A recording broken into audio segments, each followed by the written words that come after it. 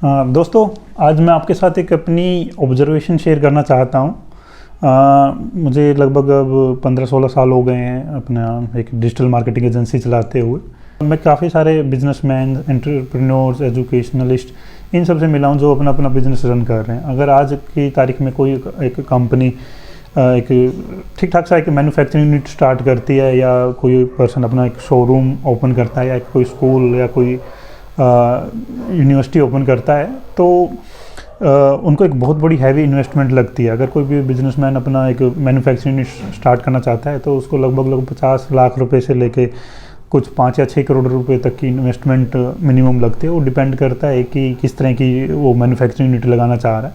और अगर कोई सिंपल सा शोरूम भी ओपन करना चाहता है, कोई ठीक ठाक सा कोई शॉप ओपन कर रहा है, तो उसके लिए भी कम से कम भी 70-80 लाख रुपए से लेकर 3 से 4 करोड़ रुपए तक की इन्वेस्टमेंट रिक्वायर्ड होती है। अगर कोई पर्सन अपना एक CBSE एफिलेटेड या कोई एक ठीक ठाक सा स्कूल ओपन करना चाहता है तो उसमें भी लगभग 15 से 20 करोड़ रुपए के आसपास की इन्वेस्टमेंट लग जाती है। अगर कोई पर्सन अपना इंटरनेशनल स्कूल ओपन करना चाहता है तो इन्वेस्टमेंट बढ़कर 70 से 80 लाख रुपए तक चली जाती है।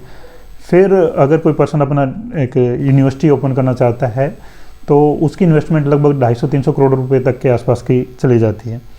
इतनी सारी हैवी इन्वेस्टमेंट के बाद भी जो मेरी ऑब्जर्वेशन है आया, जो मुझे फील होता है कि आप चाहे कोई स्कूल ओपन कर रहे हैं, कोई सर्विस इंडस्ट्री, कोई मैन्युफैक्चरिंग, कुछ भी आप लगाना चाह रहे हैं, तो उसमें सबसे इम्पोर्टेंट क्या है? बिजनेस। कि बिज़नेस कहाँ से आएगा, या एडमिशन्स कहाँ से आएंगे, या अगर कोई पर्सन अपना हॉस्पिटल ओपन करता है तो उसमें पेशेंट्स कहाँ से आएंगे। और मेरी ऑब्जर्वेशन ये है कि जितने भी मैं बिजनेसमैन पर्सन से, एंटरप्रेन्योर से मैं मिलता हूँ, तो इनके पास हमेशा एक बहुत बड़ी टीम रहती है। इनके पास ट्रांसपोर्ट के पर्सन मिलेंगे, एस्कॉर्ट्स के ऑफिसर्स मिलेंगे, अकाउंटेंट मिलेगा, लेकिन मैक्सिमम लोगों के पास कोई भी फुल टाइम एक मार्केटिंग टीम नहीं होती है। और उसका रीज़न मैं आज तक नहीं समझ पाया कि एक पर्सन अपनी एक लाखों रुपए की मैन्युफैक्चरिंग यूनिट लगाता है, एक पर्सन लाखों करोड़ों रुपया खर्च करके एक बिजनेस अपना एक सेटअप स्टार्ट कर रहा है, लेकिन जहाँ से उनको बिजनेस आएगा, बिजनेस कौन लेकर आएगा? उनको ऐसा लगता है कि हमारा प्रोडक्ट अच्छा है तो अपने आप बिकेगा हमारा प्रोडक्ट, लेकिन वो इस बेसिक क्वेश्चन को भूल जाते हैं कि आपका प्रोडक्ट अच्छा है बुरा है। सबसे पहले तो आपको अपने प्रोडक्ट की रीच, आपकी प्रेजेंस आपको मार्केट में दिखानी होगी। और वो मार्केट में प्रेजेंस आपकी कौन दिखाएगा? वो दिखाएंगे सिर्फ और सिर्फ आपकी मार्केटिंग टीम। और आप अगर आप भी अपने लेवल पर भी देखें तो आप भी पाएंगे, या आप भी जितने बिजनेसमैन को जानते हैं किसी स्कूल, कॉलेज, यूनिवर्सिटी, और उसके अलावा भी अगर आप किसी मैन्युफैक्चरिंग यूनिट को जानते हैं जो एक ठीक बड़े लेवल पे थोड़ा काम करने की कोशिश कर रहा है, तो उनके यहाँ पर भी कभी भी आपको कोई मार्केटिंग टीम नहीं मिलेगी। और मार्केटिंग टीम से मेरा मतलब ऑफलाइन, ऑनलाइन दोनों तरह की मार्केटिंग से रिलेटेड है। तो उनका उस पर्टिकुलर मार्केटिंग को लेकर कोई बजट ही नहीं होता है। मैं ऐसे कितने सारे अपने क्लाइंट से मैं मिला हूँ जो हमें हायर करना चाहते थे, या वो उनका हमेशा एक ही पेन होता है कि मैं अगर किसी स्कूल वाले पर्सन से मैं मिलता हूँ, जो कोई पर्सन है जो स्कूल रन कर रहा है, किसी डायरेक्टर से, चेयरमैन से मैं मिलता हूँ, तो वो हमेशा एक ही बात कहते हैं कि हमारे पास एडमिशन्स नहीं है, हमारी जितनी कैपेसिटी है उसके अकॉर्डिंग हमारे पास एडमिशन्स नहीं है। अगर मैं किसी हॉस्पिटल में जाता हूँ तो वो हॉस्पिटल मालिक हमें ये बताते हैं कि जितने उनको पेशेंट्स की रिक्वायरमेंट है या जितनी उनकी कैपेसिटी है उतने उनके पास पेशेंट्स नहीं है। मैन्युफैक्चरर से वो ये कहते हैं कि आप हमें 100 करोड़ रुपए के भी ऑर्डर ला के दे, हम उस ऑर्डर को पूरा करने की कैपेसिटी रखते हैं। लेकिन मेरे पास आज की तारीख में 300 से ऊपर मेरे पास लेबर वर्क है, मेरे पास 3-3, 4-4 करोड़ रुपए की एक मशीन मेरे यहाँ पर लगी हुई है, लेकिन मेरे पास ऑर्डर्स नहीं है। मेरी ऑब्जर्वेशन में यही चीज़ निकल के रहा है कि जब आपके पास लाखों करोड़ रुपया है आप इन्वेस्ट करने के लिए, जहाँ से आपको बिजनेस आना है, आप उस डायरेक्शन की तरफ देखना ही नहीं चाह रहे। हमारी सबसे ज़्यादा एनर्जी अपने क्लाइंट्स को यही मोटिवेट करने में, यही समझाने में, यही बताने में निकल जाती है कि सर आपको अपनी मार्केटिंग बजट पे एक्सपेंड करना चाहिए। ना सिर्फ हमारी टीम, मतलब आपको एक से भी ज़्यादा मल्टीपल टीम को हायर करना चाहिए, क्योंकि आप उसमें कोई चांस ले ही नहीं सकते और आपको उसमें कोई चांस भी नहीं लेना चाहिए। बाई चांस आप एक मार्केटिंग या डिजिटल मार्केटिंग एजेंसी को हायर करते हैं और वो एजेंसी अपना आउटपुट देने में फेल हो जाती है, वो उसके बहुत सारे रीज़न हो सकते हैं। वो आपके साथ कोऑर्डिनेट ना कर पाए, आपके दिए हुए बजट के अकॉर्डिंग ना काम कर पाए, उसके बहुत सारे रीज़न फैक्टर हो सकते हैं।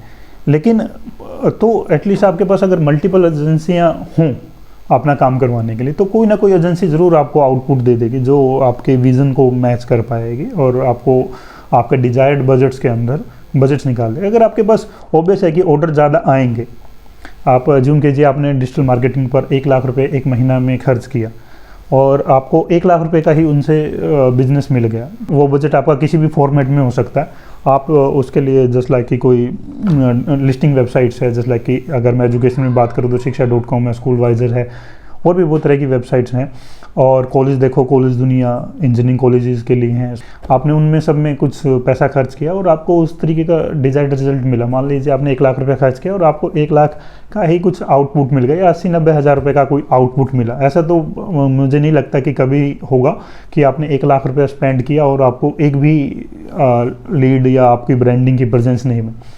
और फिर उसके बाद अगर आपको 10% भी उस ऑर्डर की वजह से रिपीट कस्टमर होता है तो आपको डेफिनेटली इन फ्यूचर में वो बेनिफिट होगा ही होगा। तो वो आपका काउंटर बैलेंस हो जाता है नियर बाई फ्यूचर्स में। मैं आपको ये भी एक बीच में एक पॉइंट भी बताना चाहता हूँ कि मैं ये पाता हूँ कि बहुत सारे बिजनेस, बहुत सारी मैन्युफैक्चरिंग यूनिट, बहुत सारे स्कूल कॉलेज इसलिए बेच दिए जाते हैं या इसलिए बंद कर दिए जाते हैं बीच में ही कि उनके पास उतने जितना उनको प्रॉफिट होना चाहिए, जितने उनके पास एडमिशन्स होने चाहिए, वो एडमिशन ना होने की वजह से वो क्वालिटी और क्वांटिटी में दोनों में सफ़र करते हैं, जिसकी वजह से वो प्राइस मार्केट से मैच नहीं कर पाते और धीरे धीरे वो मार्केट से आउट हो जाते हैं। मैं उन सभी बिजनेसमैन्स को, उन सभी भाइयों को मैं यही कहना चाहूँगा कि आप एक बार अपना जितना भी आपका मार्केटिंग बजट है, देखिए आपके पास फंड्स की कमी नहीं है, आपको अपने फंड्स को सिर्फ यूटिलाइज करने की ज़रूरत है। अगर आपके पास ऑर्डर्स होंगे, अच्छे ऑर्डर्स होंगे, अगर आपके पास अच्छे स्टूडेंट्स या अच्छे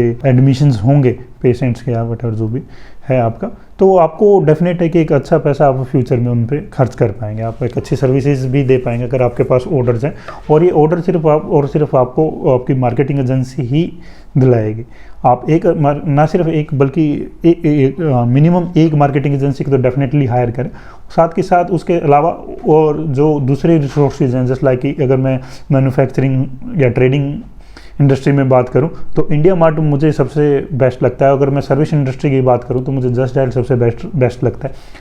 अगर मैं एजुकेशन की बात करूं तो मुझे शिक्षा.com और कॉलेज देखो.com और कॉलेज दुनिया और भी बहुत सारे सर्वज्ञान, बहुत सारे प्लेटफॉर्म हैं जिनको आपको डेफिनेटली अप्रोच और एक्सप्लोर करना चाहिए, जो आपको एडमिशन्स दिलाएंगे। क्योंकि वो आपकी कैपेसिटी अगर 60 इंटेक्स की है किसी भी कॉलेज में या एजुकेशन में, और या आपके स्कूल्स में अगर आपकी कैपेसिटी 2000 स्टूडेंट्स की, अगर आप 1000 स्टूडेंट्स के साथ ही वर्क कर रहे हैं तो ये आपका 50% लॉस नहीं है, ये आपका मोर देन 70-80% लॉस है। क्योंकि आपके उसमें कुछ तो फिक्स्ड एक्सपेंस होते हैं, चाहे वो होंगे ही होंगे, जस्ट लाइक कि आपका इलेक्ट्रिसिटी का बिल है, आपका पानी, जेनसेट और इलेक्ट्रिसिटी वगैरह के जो भी बिल हैं वो तो आपके खर्च होंगे ही होंगे।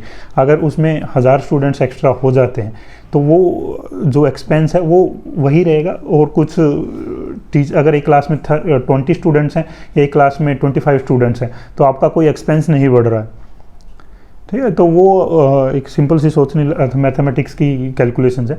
तो उन 5 स्टूडेंट्स के लिए या अगले 20 स्टूडेंट्स तक के लिए आपको कोई और एक्स्ट्रा खर्च नहीं करना पड़ रहा, आपकी कॉस्ट बिल्कुल वो सेम रहेगी और आपको दूसरे तरीके से, दूसरे मोड से भी डेफिनेटली आपकी प्रॉफिट होने वाला होता है, चाहे वो यूनिफॉर्म हो, चाहे बुक्स हो, स्टेशनरी हो, या और दूसरे ट्रांसपोर्टेशन का है, वो भी आपको काफ़ी बेनिफिट पहुंचाता है।